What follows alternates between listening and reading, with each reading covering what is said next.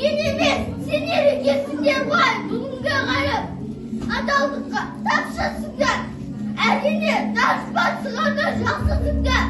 О адамдар, сендерді зұлымдықтар шыдатпай өртеніп еді де.